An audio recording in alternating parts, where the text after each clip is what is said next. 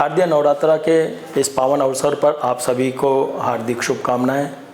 तो आइए आज हमारे शरीर में और हमारे वातावरण में उत्पन्न नकारात्मकता, जब एक मौसम का परिवर्तन होता है, वातावरण का परिवर्तन होता है, तो नकारात्मक ऊर्जा स्वतः ही सृजन होने लग जाती है। नकारात्मकता व्यक्ति के शरीर में या वातावरण में होगी तो वह हमेशा दुख देने वाली और शारीरिक पीड़ा कारक होती है। तो आइए इस नकारात्मकता से मुक्ति पा करके और सकारात्मक ऊर्जा का सृजन करने के लिए हम आज से शारदीय नवरात्रा के अंतर्गत भगवती माँ शक्ति की जो सकारात्मक ऊर्जा का सृजन करने में हमारी सहायता करती है, भगवती की आराधना करके हम अपने आप को, हमारे वातावरण को सकारात्मक करते हैं।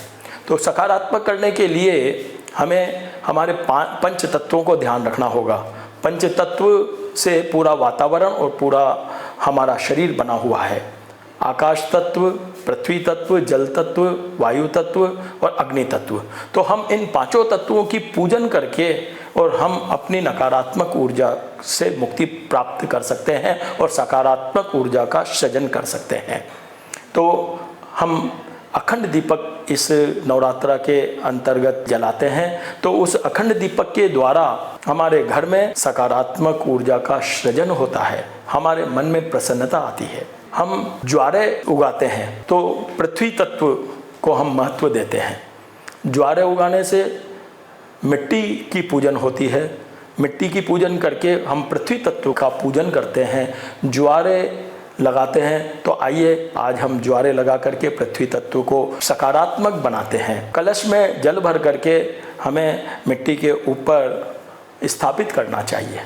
तो जल तत्व की पूजन हम इस नवरात्रा के अंतर्गत करते हैं तो हमारा जल शुद्ध होगा, जल से वातावरण शुद्ध होगा। तो जल शुद्धि के लिए हम जल तत्व को शुद्ध करने के लिए जल की पूजन करते हैं। इसके साथ में ही धूप करके और वायु तत्व को, यानी वायु में जो गंदगी है उसको धूप करके, अगरबत्ती जला करके या किसी भी प्रकार से धूप करके, सुगंधित धूप करके, सुगंधित पुष्प चढ़ा करके हम अपने वायु तत्व को पूजन करते हैं और उनको अपने सकारात्मक और अपने पक्ष में करते हैं।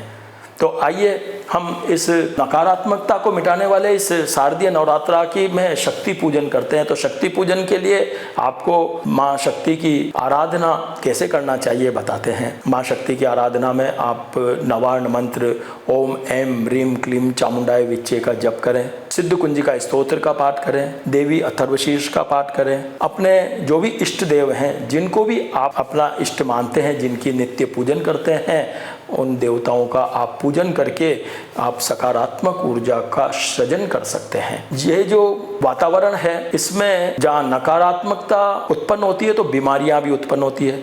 तो उन बीमारियों में क्या है, सबसे पहले अन्न ही बीमारी देने वाला होता है। व्रत करके हम अन्न को त्याग करके बीमारी से बच सकते हैं। जब मौसम का परिवर्तन होता है तो बीमारियां अपने आप ही उत्पन्न होती है। अगर हम अन्न कम खाएंगे तो हमारी बीमारियों से बचने की क्षमता बढ़ जाएगी। अभी का जो समय है, हमारे ऋषि मुनियों ने जो हमें बताया है कि नवरात्रा के अंतर्गत अन्न ग्रहण नहीं करके और उपवास करना चाहिए, तो उपवास करने का बहुत ही महत्व होता है। उपवास करने से अगर हम वैज्ञानिक दृष्टि से देखें तो आप अन्न का ग्रहण नहीं करेंगे तो आप पर बीमारियां या नकारात्मक ऊर्जा जो अन्न उसको आकर्षित करता है उससे हम बच सकेंगे। तो आप भगवती को इत्र अवश्य समर्पित करें। 9 दिन तक अलग अलग इत्र भगवती को समर्पित करते हुए लाल पुष्प का या लाल वस्तु का ज़्यादा उपयोग करें, क्योंकि लाल वस्तु, लाल तिलक हो, रोली हो, लाल वस्तु सकारात्मक ऊर्जा को आकर्षित करने में बहुत ही उपयोगी होती है। काला वस्त्र, नीला वस्त्र, इसका उपयोग आप कम से कम करें, इससे नकारात्मकता बढ़ती है।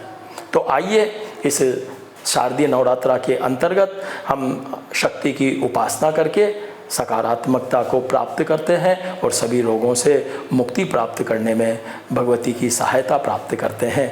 आप सबको पुनः पुनः शारदीय नवरात्रा की बहुत बहुत बधाई। धन्यवाद।